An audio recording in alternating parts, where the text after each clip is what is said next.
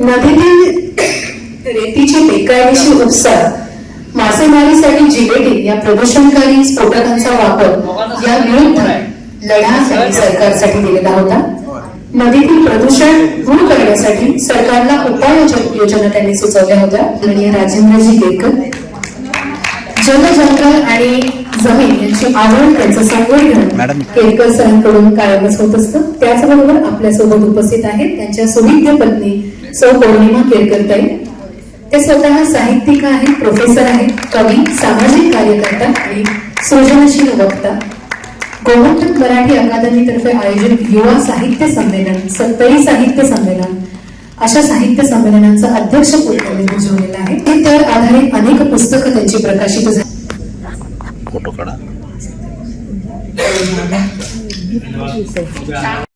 अभिनव कल्पनांना त्यांनी जन्म दिला. आतापर्यंतची गोमंतकात झालेली महानाट्य, या महानाट्यांचे आयोजक, संयोजक हे डॉक्टर राजेंद्र देसाई होते. त्यांचं पिंडच असं आहे की दारावर कोणीही व्यक्ती आला की त्यांना विनमुख पाठवायचं नाही. जी मदत आपल्याला शक्य होईल ती त्याला करायची. आणि त्याला अतिशय सुंदर अशी साथ असते, ती म्हणजे त्यांच्या सुविद्य पत्नी सौ आरती देसाई, की ज्या डॉक्टर केबल हेडगेवार या विद्यालयात प्राथमिक शिक्षिका आहेत. एका यशस्वी पुरुषामागे एक भक्कम स्त्री. त्याचबरोबर त्यांच्या पत्नी सौ शोभा श्रीकांत मोरे. आपण इथे सहजीवन हा सोहळा म्हणतो ना, तर त्याचं गमक ज्याच्यात आहे की फक्त कोणीतरी एक महिला कार्यरत आहे किंवा कुटुंबातलं फक्त पुरुष कार्यरत आहे असं नाही. असू देत, शैक्षणिक असू देत, सांस्कृतिक असू देत, कुठल्या ना कुठल्या तरी क्षेत्र आहे. त्यातलंच एक व्यक्तिमत्व सौ शोभा श्रीकांत मोरे, परिषदेच्या आणि मनोरमा या मंडळी संस्थेच्या उपाध्यक्ष, कार्याध्यक्ष म्हणून कार्य पाहतात. त्यातून लेखन त्यांचं चालू असतं. साहित्य संमेलनाची पुस्तिका त्यांनी प्रकाशित केलेली आहे. मनोरमा सखी मंच अशी एक संस्था आहे की ज्याच्यातून महिलांसाठी काकडे हा दाम्पत्याचा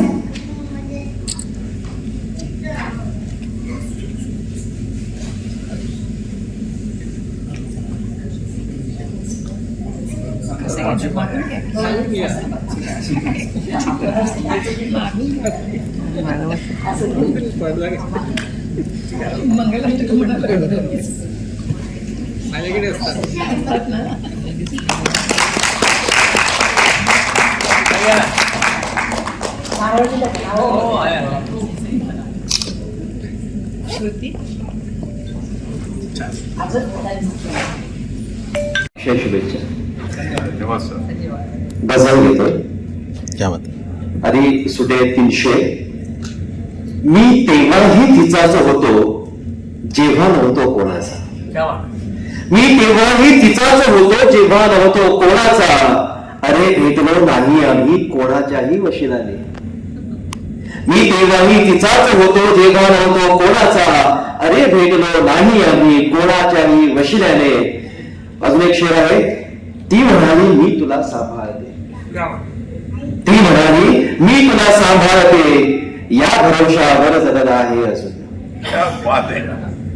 ती म्हणाली मी तुला सांभाळते या भरवशावर जगत आहे अजून. आणि पुन्हा एक सुटा शेर आहे.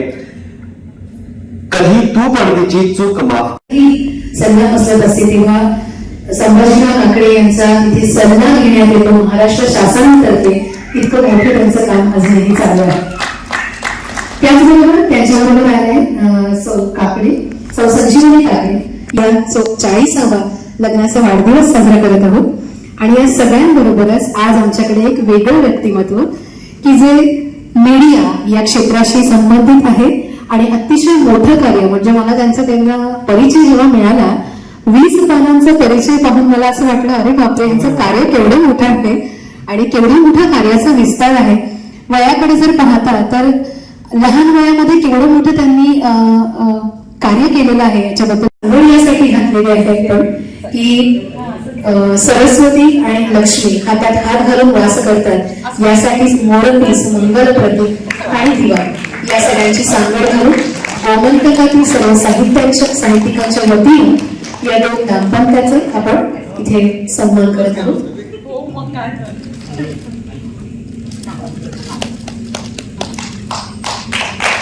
तुमचा असाच 50वा, 75वा, 100वा लग्नाचा वाढदिवस आम्हाला साजरा करता यावा आणि या सगळ्या लग्नांच्या वाढदिवसामध्ये आम्हाला सहभागी होता यावं अशी मंगल कामना मी ईश्वरचरणी करते आणि आम्हा सर्व साहित्यिकांकडून आपल्या दोनही दाम्पत्यांना अनेक अनेक शुभेच्छा.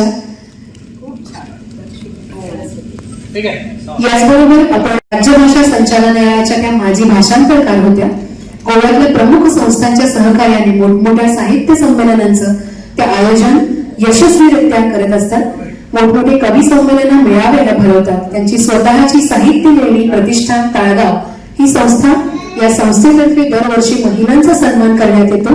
अनेक साहित्यिक कार्यक्रमांचं त्या आयोजन करतात. सर्व मीडिया चॅनल्सवर मुलाखतकार म्हणूनही त्या राहिलेल्या आहेत. राजभवनात राज्यपालांसमोरही त्यांनी कविता सादरीकरण केलेलं आहे.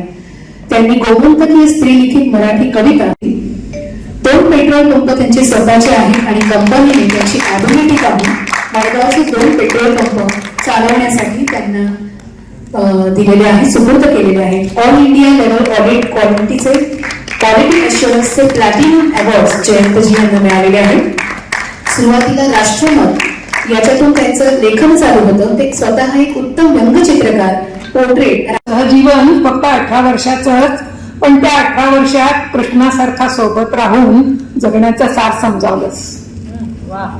पण त्या 18 वर्षात कृष्णासारखा सोबत राहून जगण्याचा सार समजावलं. मी अर्जुनासारखा सगळं आत्मसात केलं. अर्जुनासारखं सगळं आत्मसात केलं. आता मनात पेटवलेल्या ज्ञानज्योतीच्या प्रकाशात इथवर उभारून आले. स्वबळावर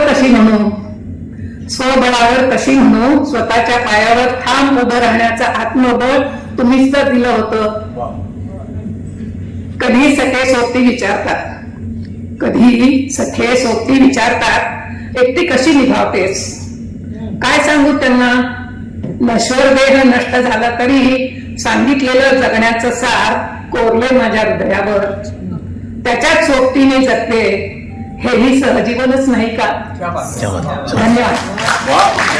आईच्या मायेचा जणू सुखद ओलावा तू, आईच्या मायेचा जणू सुखद ओलावा तू, माझ्या आयुष्यातील आनंदाचा विसावा तू. शोभा तुझे नाव पण घराची खरी शोभा तू आहेस. शोभा तुझे नाव पण घराची खरी शोभा तू आहेस.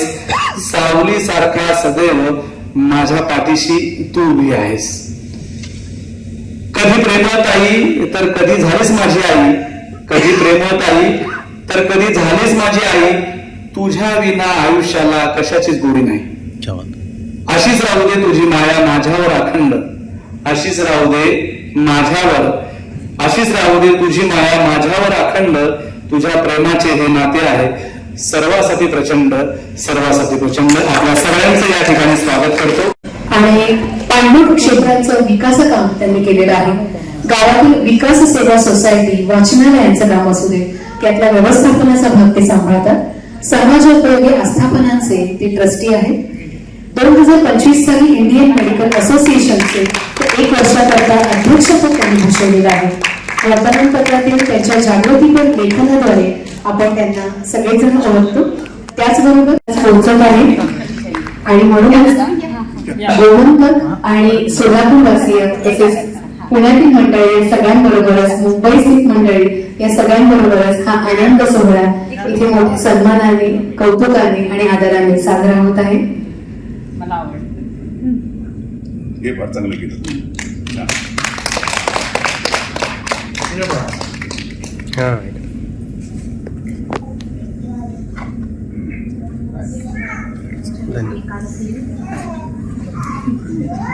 वाकडा करून का मोबाईल तर आडवा तर करा, नंतर सरळ तर कसं तर पॉज करा.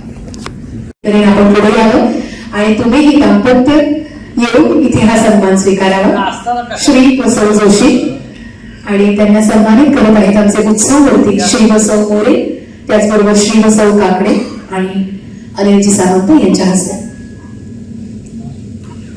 जोरदार टाळ्या डॉक्टर जोशी आणि श्री जोशी यांच्यासाठी. त्यांच्या पुढाकारानं या कार्यक्रमाचं आयोजन इथे होऊ शकलं आणि नवनवीन साहित्यिकांची आणि त्याची परिचय ओळख होऊ शकली.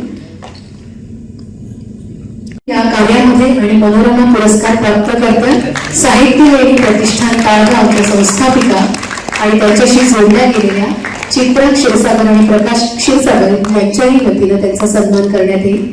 मी चित्रा क्षीरसागर आणि प्रकाश क्षीरसागर यांना विनंती करेन की आपण पुढे येऊन या दोन्ही दाम्पत्याचा सन्मान. गोव्याच्या साहित्यिकांशी जर आपण जास्त बोललो, त्यांच्या कविता ऐकल्या, तर साहित्याच्या दृष्टिकोनातून ते खूप चांगलं आहे.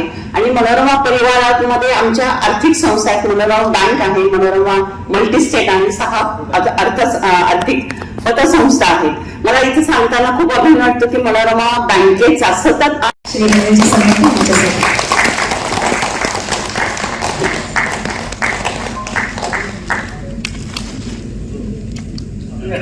हे स्नेह, हे ज्ञानबंध आणि ही साहित्यिक नातं याही पुढे असंच बहरत फुलत राहील आणि गोवा, सोलापूर, पुणे, मुंबई इथे ही साहित्याची तुम्ही समोर जा, पुढे.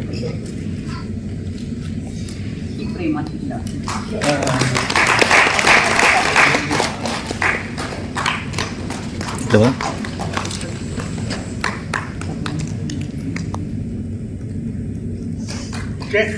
येस आहे आणि हा एक वेगळा भावजीवनाचा सोहळा या ठिकाणी आपण घडवून आणलेला आहात. सावंत सर या ठिकाणी व्यासपीठावर आहेत.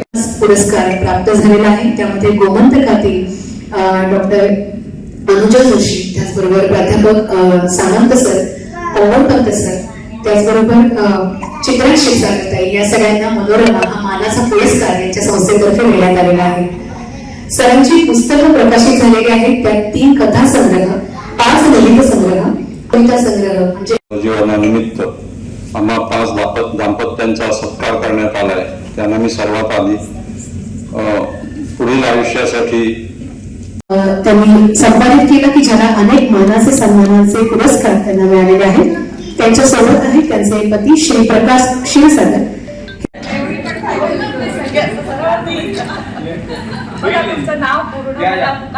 मान्यवर उपस्थित सोलापूरमधील आणि गोव्यामधील साहित्यावर प्रेम करणारे आणि इथे उपस्थित ज्यांच्या सहजीवनाची 40 वर्ष त्याची परिपूर्ती झाली, त्यांच्यावर प्रेम करणारे सगळेजण.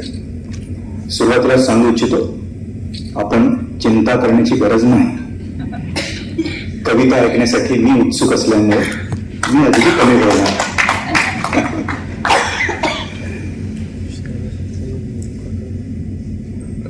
मी जे बोलणार आहे, मी अनेक सूत्र आणले, मी एकच सूत्रावर फक्त बोलणार आहे की मी एक विचार करून आलो होतो की काल रात्रीपासून मी त्यांचा बायोडाटा बघितला.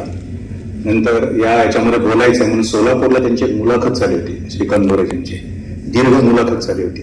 ती सगळी मुलाखत वगैरे आठवली आणि आजचा हा जो कार्यक्रम आहे तो काही आपली कविता सादर केल्यानंतर आपण इथे सन्मान स्वीकारूया.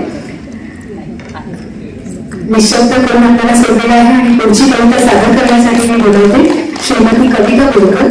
आमच्या या दोन्ही दाम्पत्यांसाठी एक सांगू इच्छिते की त्यांचे यजमान श्री अशोकजी बोरकर हे एक मडगावातले प्रथित यश व्यवसायी आणि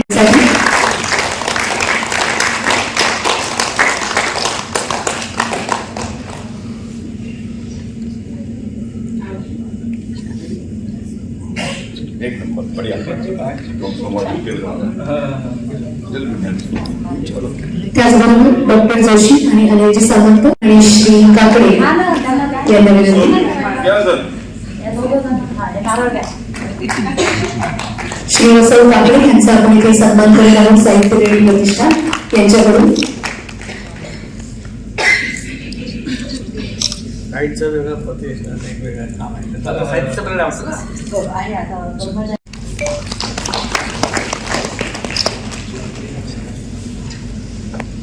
इंग्लिश विषय घेऊन त्यांनी पदव्युत्तर शिक्षण घेतलेलं आहे. साहित्य क्षेत्रामध्ये 30 वर्षांहून अधिक काळ ते वावरत आहे. शिक्षकी पेशामध्ये 1981 सालापासून मोरेसर होते आणि MPSC द्वारे क्लास 2 अधिकारी म्हणून त्यांनी मुंबई वित्त विभागामध्ये त्यांनी सेवा बजावलेली आहे. 1989 सालात सहकार खात्यामध्ये डिस्ट्रिक्ट रजिस्ट्रार म्हणून त्यांची त्या पदावर नियुक्ती झाल्यानंतर पुणे येथे मार्केटिंग विभागामध्ये त्यांनी 2 वर्ष काम केलं. कोल्हापूरमध्ये सुद्धा जिल्हा डिस्ट्रिक्ट रजिस्ट्रार म्हणूनही 4 वर्ष त्यांनी पदभार सांभाळलेला आहे. तसंच सहकारी बँकिंग क्षेत्रामध्ये 10 वर्ष त्यांनी कार्य सांभाळलेलं आहे. टेक्सटाईल डिपार्टमेंटमध्ये सेवेमध्ये असताना महाराष्ट्र शासनामध्ये 3 वर्ष त्यांनी कार्य केलेलं आहे. 2002 मध्ये मनोरमा साहित्य मंडळामार्फत पहिलं शासकीय आणि निमशासकीय कर्मचाऱ्यांसाठी साहित्य संमेलन त्यांनी आयोजित केलं होतं. ते स्वतः या संमेलनाचे कार्याध्यक्ष होते आणि त्यावेळेसचे मंत्री आतापर्यंत येऊन गेलेले आहेत आणि त्यांचं सहकार्य ते वेळोवेळी दाखवत गेलेले आहेत. महाराष्ट्रातील ज्येष्ठ श्रेष्ठ असा साहित्यिकांचा सन्मान अशा वेळी या संमेलनांमधून करण्यात येतो. दरवर्षी 25 डिसेंबरला, की ज्याला आता 27 वर्ष पूर्ण होत आहे, मनोरमा साहित्य मंडळी ही पुरस्कार देत असते आणि 27 वर्षांहून त्यांनी आतापर्यंत 260हून अधिक पुरस्कार आतापर्यंत साहित्यिकांना दिलेले आहेत. वक्रतुंड महाकाय सूर्यकोटी समप्रभ निर्विघ्नं कुरुते देव सर्व कार्येषु सर्वदा. या गोव्याच्या विचारमंचावर समस्त ज्येष्ठ श्रेष्ठ माता भगिनी आणि आपण उपस्थित जाऊन हा एकत्रित कार्यक्रम जो करतोय त्यामध्ये माझ्या मते संत ज्ञानेश्वर असं म्हटलेलं आहे की समोरचा श्रोता हाच महत्वाचा असतो. वक्ता तो त्याचे विचार घेऊन आलेला आहे, पण श्रोत्यांची जर साथ असेल आणि श्रोत्यांच्या चेहऱ्यावर जर त्या ठिकाणी आपल्याला कळत असेल की काहीतरी दिसतंय, तर मला असं वाटतं की तो खरा आनंद असतो.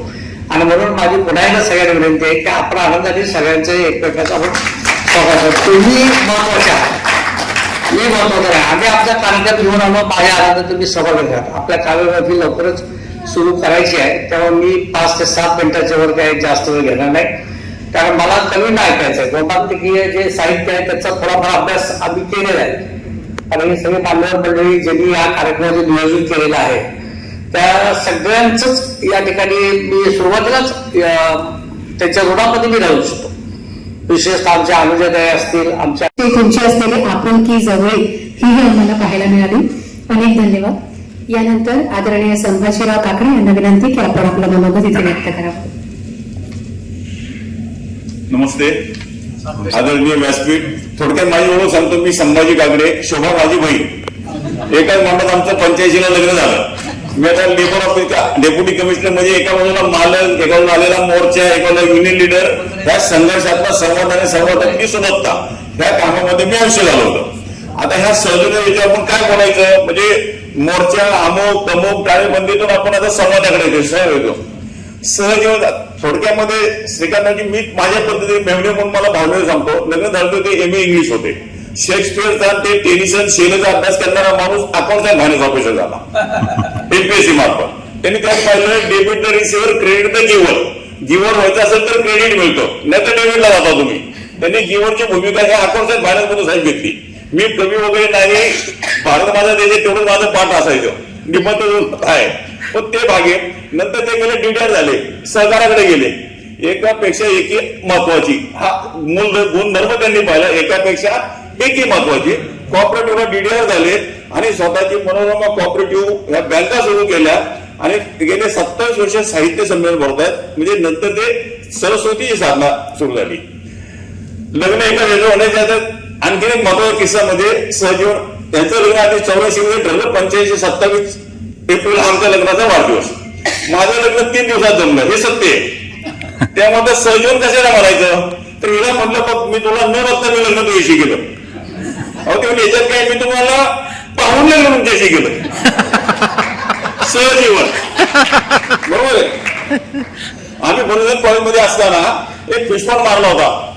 नवरा प्राध्यापक होते. म्हणजे लग्नात ती रडत होती आणि मी हसत होतो. लग्नात ती रडत होती, मी हसत. मला काय माहिती नाही तिचं शेवटचं रडणं आहे, माझं शेवटचं हसणं. तिचं रडणं थांबणं, आपलं हसणं बंद होतं आणि सत्याचा सारीपाट सुरू होणं म्हणजे सहजीवन. ही माझी सोपी वाक्य. सरकारी याच्यात कामगारांच्या समोर काम प्रश्न सोडवणार मी माणूस. एकदा 80वा वाढदिवस होता, आजोबा होते वाटलं दिसायला 65 वर्षासारखे. त्यांना विचारलं काय म्हणजे तुमच्या अगोदर तुमचे सगळे आले असा कार्यक्रम सगळा झालेला, मॅरेजचा हॉल घेतलेला, मग तुमच्या तारुण्याचं रहस्य काय म्हणे. त्याने माझं लग्न जेव्हा झालं तर बायकोने मला सांगितलं की मला कशाची आवड नाही, ते साडी बिडी काही नको, पण आमचं घर आहे ऍथलेटिक्स आहे, स्पोर्ट्समधलं घर आहे, वडील मिलिटरीमध्ये आहे, सगळे पोलिसांमध्ये, तर तुम्ही माझ्यासाठी रोज 10 किलोमीटर चाललं पाहिजे, ही माझी अट आहे, हे सहजीवनाचा माझी कंडिशन आहे. कारण सगळं कशाला त्याला साडीचा हट्ट नाही, कशाचा त्याला आहे तसं 10 किलोमीटर चालायला हरकत काय. तर म्हणे साहेब लग्न झाल्यापासून मी रोज 10 किलोमीटर चालतो, पण जरी 80 असेल तर मी 65 वर्षासारखा दिसतो. चांगली गोष्ट म्हणली. मग मी आजी म्हणे तुमचे मिसेस म्हणजे त्यांना आजी म्हणले ते घेणारा, त्यात 45 वर्षासारख्या दिसतात. तुम्ही 80 असताना 65 पण ते 80 वर्ष 45 असेल तर तिथं 45 वर्ष सारख्या दिसतात, त्याचं रहस्य काय.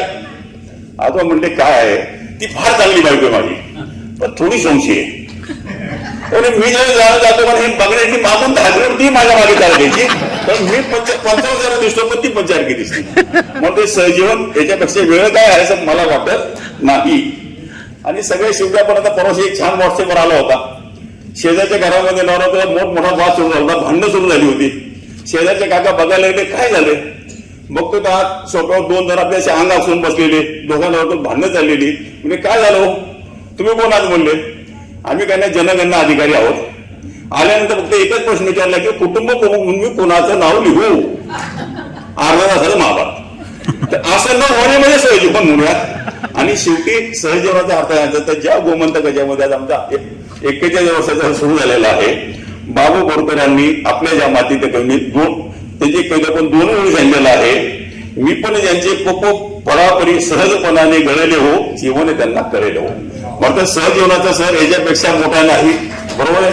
आज आलो मग नमस्ते शारदे देवी सरस्वती मध्ये पदे वसत्तम मम जीव वागरे सर्व विद्याप्रदा हो. असे सर्व साहित्याच्या क्षेत्रातले प्रांगणातले आपण सगळी मंडळी आमच्या समोर आहात. तुमच्या समोर खरं माझ्यासारख्या सरकारी याच्यामध्ये मग म्हणतो म्हणाल वृक्ष म्हणाल खऱ्या अर्थाने संघर्षातून संवादातून सोबतच काव्य शोधणारी आम्ही माणसं. आज हा योग खरोखर चांगला आलेला आहे. एकेच्या दिवशी आम्ही एकत्र येतो, आपण सगळेजण एकत्र येत आहे म्हणून तो 1+1=11 हे खरं आहे. बरोबर आहे. आणि याचा खरा हे होतं मी एकटा आनंदी राहू शकत नाही. मला जर आनंदी व्हायचं असेल तर मी कोणाला तरी माझ्या सहभागी केलं पाहिजे, तर मी दुसऱ्याच्या आनंदामध्ये सहभागी झालो पाहिजे. एकटा आनंद राहू शकत नाही. हा 1+1=11 आहे. हे सहजीवन आहे, को एक्झिस्टन्स आहे. आणि आपण पुढे सगळं चाललेलो आहोत. यासाठी आपण सगळेजण आला हे तुमच्या सदिच्छा वाचून हे आम्हालासाठी फार महत्वाचे आहे. हे आपल्याला होतो. बऱ्याचशा गोष्टी आहेत. छान काव्य ऐकण्याच्या मूडमध्ये आम्ही सगळे आहोत. शहरात अनेक आरबी समुद्राला फेसाळलेला आम्ही बघतो. गोव्याच्या मध्ये संध्याकाळी कविता ऐकायची आपला. बरोबर आहे. धन्यवाद परत आता सर्वांचे. खरं तर बाबू बोरकरांची ही कविता तुमच्यासाठी नंतर ह्याच्यावरून राखून ठेवलेली, त्यांनीच ती सादर केली, हरकत नाही. पण सहजीवनाची खुमासदार शैली तुम्हाला आता सगळ्यांना कार्यक्रम नाही. मला खरोखरच असं वाटलं की 40 वर्ष झालेल्या त्या संसारानंतर जे जीवन आहे आणि जे जीवन मला माहिती आहे, जे काही मला माहिती आहे, आणि त्याच्याबरोबरच इथं उपस्थित 5 दाम्पत्य आहेत की ज्यांना मी आणखी जवळून ओळखतो. तर हे सगळं बघत असताना आजच्या या कार्यक्रमातून घरी जाताना पुढच्या आयुष्यासाठी आपल्याला काही घेऊन जाता येईल का असा एक विचार केला. आणि तेवढंच मी 4-5 मिनिटांमध्ये बोलणार. मला एक सवय आहे की नेहमी सकाळी उठल्यानंतर जो दिवस असेल आणि ज्या दिवशी बोलायचं असेल ते दिवसाला काही महत्व आहे का, तर आजचा दिवस जो आहे तो खूप वेगळा. आजचा नुसता एकादशी नाही, मोहिनी एकादशी आहे. आणि मोहिनी एकादशी म्हणजे या दिवशी विष्णूनं मोहिनीचं रूप घेऊन देवांना अमृत वाटलेलं होतं. त्यामुळे आजचा दिवस हा जुळलेला आहे, अमृत योगाचा दिवस आहे. मी असा विचार करत होतो की अशा प्रकारच्या याच्यामध्ये काही गोड वगैरे असं वाटलं जातं खाऊन. आता हे अमृत कसं काय आपल्याला मिळेल याच्यामध्ये, तर ते यांचं जीवन सगळं वाचल्यानंतर आणि इथं बसायला ज्याशी परिचित आहे, मला असं वाटलं की आज आपल्याला सहजीवन हा जो केंद्रबिंदू आहे आणि त्यातून जी माहिती आहे त्यातून आपल्याला जगण्यासाठी काही सूत्र आणि मंत्र घेता येण्यासाठी त्यातलं पहिलं सूत्र मला जे असं वाटतं,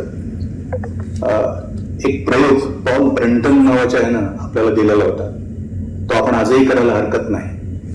म्हणजे सहजीवनाची 40 वर्ष उलटली, 50, 30.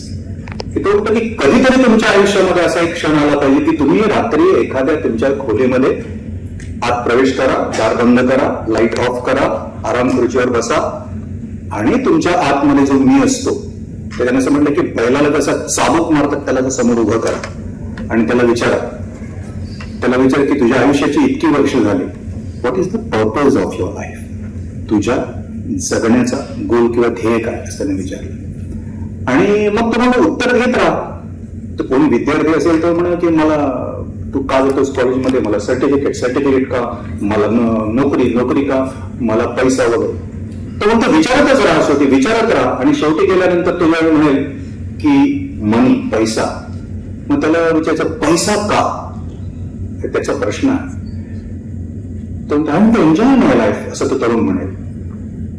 मग आपल्या समोर प्रश्न उभा राहतो, मी माझ्या आयुष्यामध्ये हे सगळे नाणी वगैरे सगळे मिळवली, am I enjoying my life? आणि मग त्यानं उत्तर दिलं की मी असे प्रश्न विचारले आणि आयुष्यात मला शेवटी उत्तर मिळालं, I have to live a meaningful life. मला एक अर्थपूर्ण जीवन जगलं पाहिजे. आणि मला जर तुम्ही विचारलं की आजच्या यांच्या सहजीवनातून पहिला मंत्र आणि सूत्र अमृताचा खाऊ म्हणून आपण जर घरी घेऊन जाणार असू तर तो तोच आहे की आय हॅव टू लिव्ह, मला एक अर्थपूर्ण आयुष्य जगायचं आहे. आता हे मी काही भाषणासाठी सांगत नाही, मी त्यांचं सगळं आयुष्य हे सगळं थोडंसं बघितलंच. तुमची मुलाखत माझ्या डोक्यामध्ये आहे, तुम्ही जे बोलला होतात ते, आणि तुमची पुस्तकं, तुम्ही जे मला नेहमी मोबाईलवरनं तुमचे आणि ते पाठवत असतं नेहमी कविता आणि जे सगळं जवळजवळ आठवड्यात त्यांच्या ते येत असतं, ते मी वाचत असतो. त्याच्यामध्ये मला एक पहिली गोष्ट आढळली की जे म्हटलं की यांच्या आयुष्यातून अर्थपूर्ण आयुष्य जगण्याचा मंत्र आपल्याला मिळतो. मग ते अर्थपूर्ण आयुष्य जगायचं कसं? आपल्याकडे 5000 वर्षापूर्वी अर्थपूर्ण आयुष्य कसं जगायचं हे सांगण्यासाठी कृतीच सांगितली होती की सकाळी उठल्यानंतर हात समोर करायचा, बसायचा आणि मंत्र म्हणायला सांगितलं होतं, कराग्रे वसते लक्ष्मी, कर मध्ये सरस्वती, कर मुली तू गोविंद, प्रभाते कर दर्शन. मला असं वाटतं जगाच्या कुठल्याही याच्यामध्ये कुठल्याही माणसाचं जीवन इतकं उत्तम व्हायचं असेल तर अर्थपूर्ण आयुष्य जगण्यासाठी 3 मंत्र सांगितले होते. एक म्हणजे लक्ष्मी, ती यांच्या जीवनामध्ये आहे. मी सोलापूरला जे संमेलन बघितलं ते माझ्या आयुष्यातील दोन्ही अर्थानं, साहित्याच्या अर्थानं आणि आर्थिक अर्थानं श्रीमंत अशा प्रकारचं संमेलन मी त्या ठिकाणी बघितलं की अप्रतिम अशा प्रकारचं सगळं ते नियोजन. ते आपल्याकडे एक उगीच तरुणांच्या मनामध्ये आहे की दरिद्री राहायला पाहिजे. साहित्यिकांनी कुमार विश्वासाचा एक व्हिडिओ आहे, त्याने एकाने विचारलं की तुम्ही 25 लाख रुपये घेता, त्यामुळे तुम्हाला काय वाटतं, साहित्यिकांनी दरिद्री राहावं असं वाटतं का तुम्हाला? श्रीमंत झालं पाहिजे.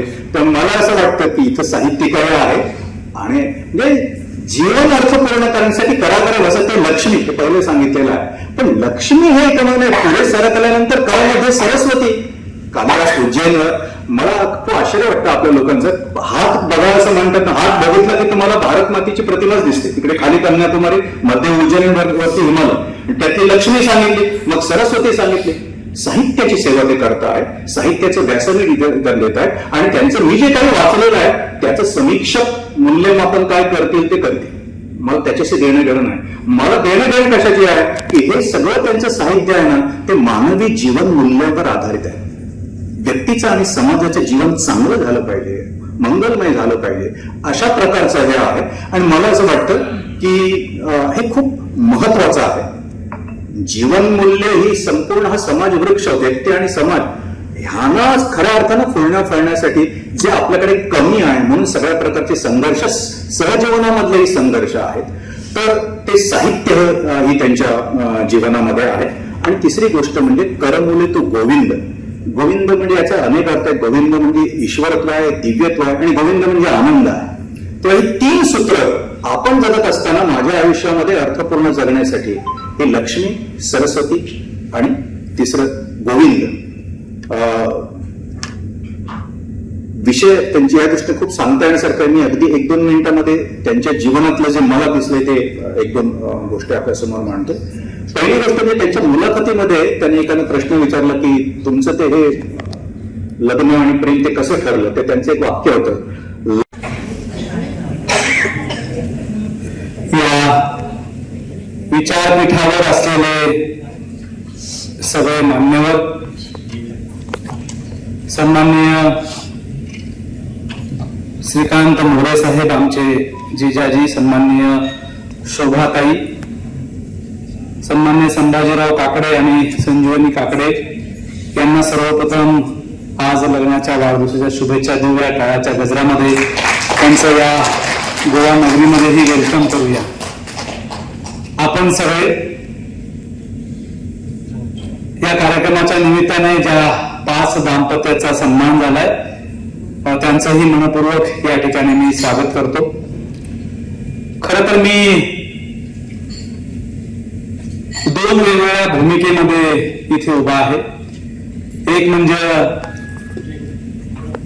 एक कौटुंबिक सदस्य आणि दुसरं एक पाहुणा असा की जो सगळ्या विषयाला एक गुंफण देऊन या कार्यक्रमाचं वेगळेपण काय आहे आणि या कार्यक्रमाची का आवश्यकता होती हे या सांगण्याच्या दृष्टीने मी इथे उभा आहे.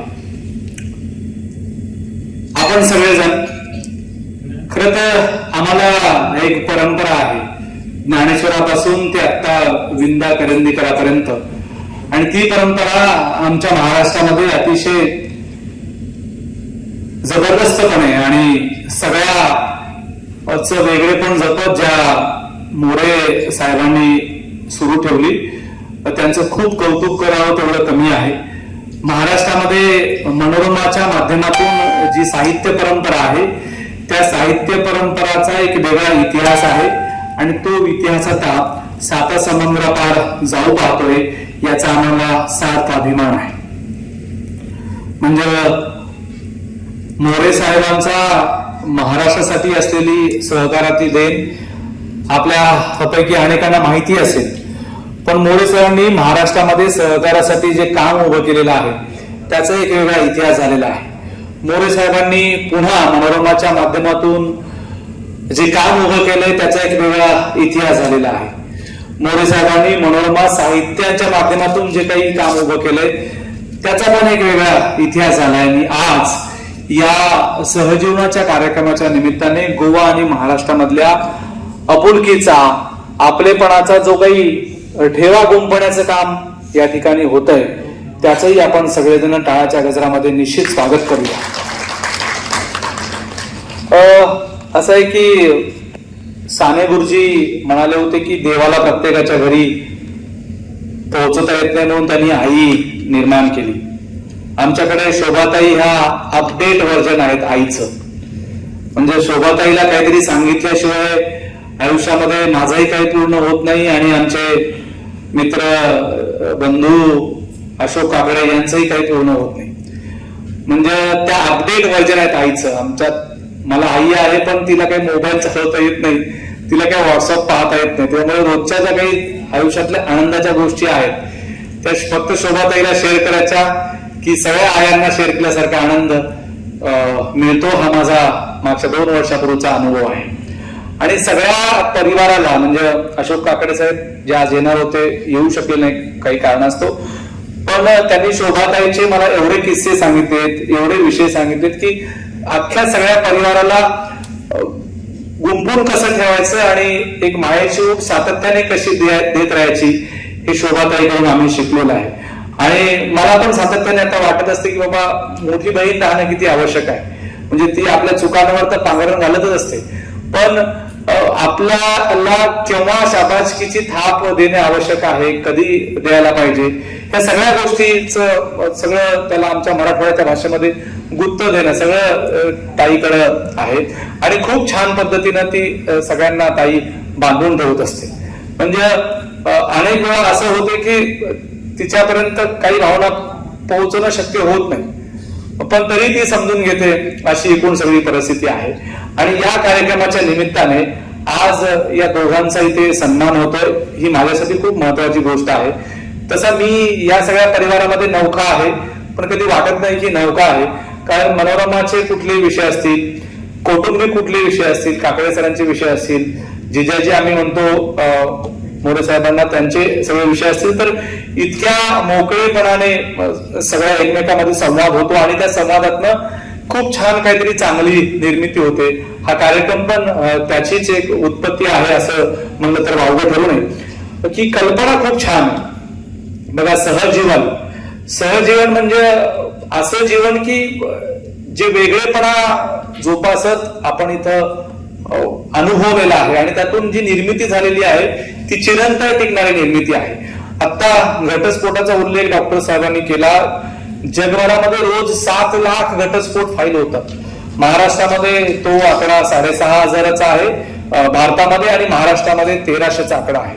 म्हणजे जे घटस्फोट फाईल करतात किंवा जे रोज मुठीत जीव धरून आपल्या बायको सोबत जगतात किंवा त्यांच्या जगण्याची पद्धत बायकोला घेऊन वेगळी आहे, त्यांनी असा एखादा सहजीवनाचा कार्यक्रम जर अटेंड केला असला तर त्यांचं काउन्सिलिंग निश्चित झालं असतं असं मला या निमित्ताने सांगायचं आहे.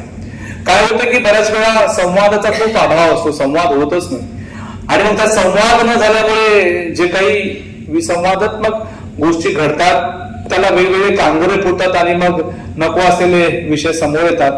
तर आपल्या त्या सगळ्या लोकांसाठी हा कार्यक्रम एक केस स्टडी आहे की आपण वेगळेपण जपत, आपण वेगळेपण सांगत, हा वेगळा वसा कसा जोपासायचा. आपल्याकडे खूप परंपरा आहे. अलीकडे कुटुंब, विभक्त कुटुंब. प्रथम मनोरमा परिवारातर्फे आपल्या सगळ्यांचं स्वागत. महाराष्ट्र आणि गोव्याला एकत्र आणणारा हा सहजीवनाचा कार्यक्रम आहे. मला वाटतं की खऱ्या अर्थाने सहजीवन आहे मराठी भाषेचं.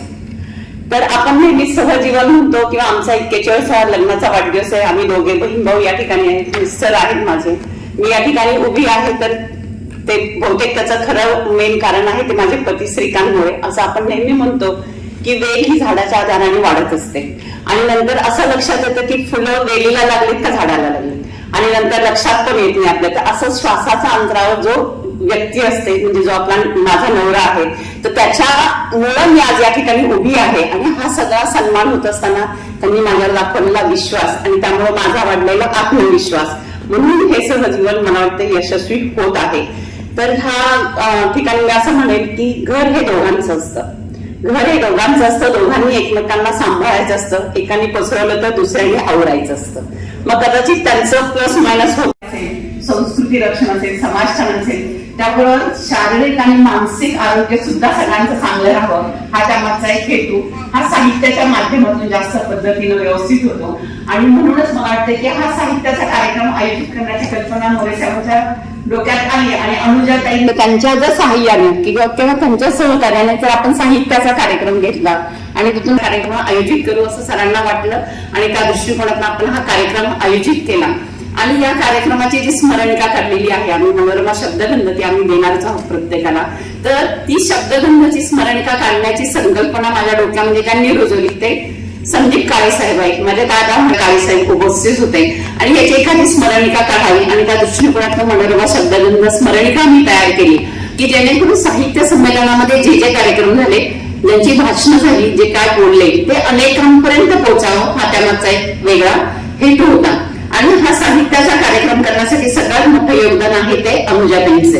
अनुजाताईंना संकल्पना सांगितली मोरेसाहेबांनी की माझ्या डोक्यात असा विचारला, त्यामुळे काही हरकत नाहीये, आपण 5 दाम्पत्यांचा सत्कार करू, ते 5, त्याच्यानंतर आपण दोघांचा सत्कार केला, 5 आणि 2 7, लग्नाची सप्तपदी या ठिकाणी झालेली आहे. त्याच्यानंतर आमच्या दोघांचा सत्कारच्या माध्यमातून जे विचार आहेत, संस्कार आहेत, तर ते महत्वाचं आहे.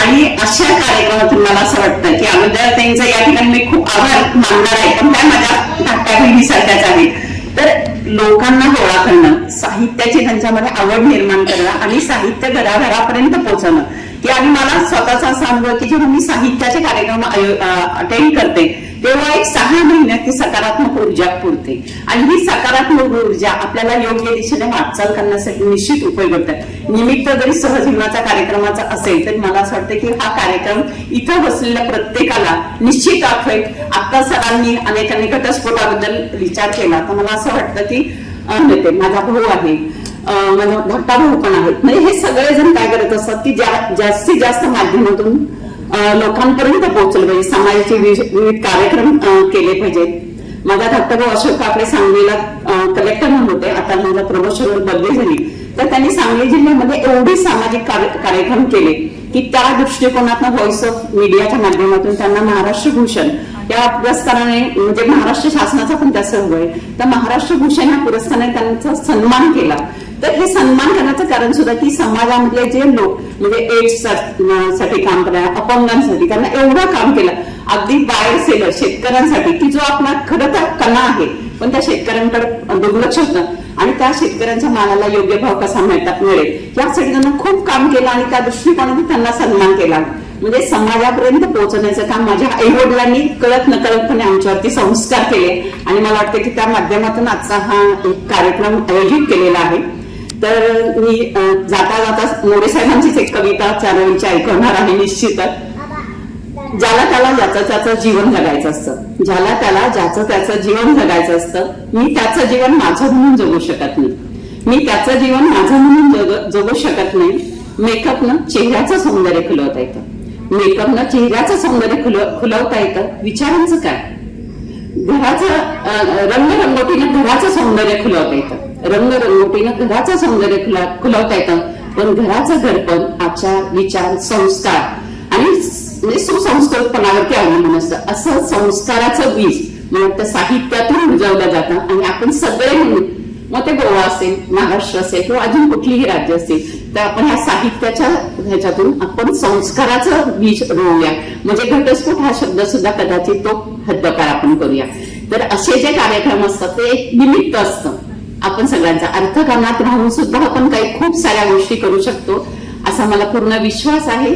आज या कार्यक्रमाचं सगळं नियोजन केलेलं आहे आणि सगळ्यात महत्वाचं ज्या गोड आवाजामध्ये सूत्रसंचलन करतात त्या श्रुतीताईंचे सुद्धा मी या ठिकाणी निश्चित आभार मानणार आहे. कारण का तर फुलं सगळी पसरलेली असतात पण त्यांना एकत्र गोळा करून एक छान हार की जो पटकन बघितल्या मनात यावा असं जे सूत्रसंचलन करणाऱ्या श्रुतीताई आहेत तर त्यांचंही मी मनापासून या ठिकाणी कौतुक करते. आणि आपण सगळेजण आमच्यासाठी वेळ दिला, कारण वेळ अशी गोष्ट आहे की ते आपण काढून घेऊ शकत नाही, पण तुम्ही तो आमच्यासाठी दिलेला आहे. तर त्यासाठी सुद्धा मी तुमच्या सगळ्यांचं मनापासून आभार मानते आणि माझे 2 शब्द संपवते. धन्यवाद. सर्व श्रोतृवृंद खूप भारावून जायला झालं, कारण एरवी सोहळे होतात परंतु सहजीवनाचा हा सोहळा आहे आणि माझ्या बरोबरीने आणखी 4 दाम्पत्य त्यांचाही इथं सन्मान करण्यात आलेला आहे. बऱ्याच वेळा अनुभवलेला आहे की जेव्हा आपण एखादा वाढदिवस किंवा विवाह सोहळा साजरा करतो तो 25 मध्ये करतो, 50 मध्ये करतो, पण या ठिकाणी 40व्या वर्षी हा सोहळा इथे आयोजित करण्यात आलेला आहे. कारण 40 हे वय असं असतं की ज्यामध्ये आपल्याला खूप सारी प्रगल्भताही आलेली असते आणि अनुभवाची एक शिदोरी असते सोबत. सहजीवन माझ्या मते एकाबरोबर दुसऱ्यालाही वाढवत नेणं, बरोबरीने आयुष्याची वाटचाल करणं, एखाद्याच्या अंतःकरणामध्ये वेदनेचा स्वर म्हटला की दुसऱ्यालाही त्याची सावरणे आणि हे सहजीवन जगत असताना या बातमीपत्राचे प्रमुख प्रायोजक प्लॅटिनम मॉल इंद्रधनु सोलापूर. सोलापुरातील सर्वात प्रतिष्ठित इंद्रधनु सोसायटीचा नवीन भव्य कमर्शियल प्रोजेक्ट आता रेल्वे स्टेशनच्या अगदी शेजारी शहराच्या मध्यवर्ती ठिकाणी.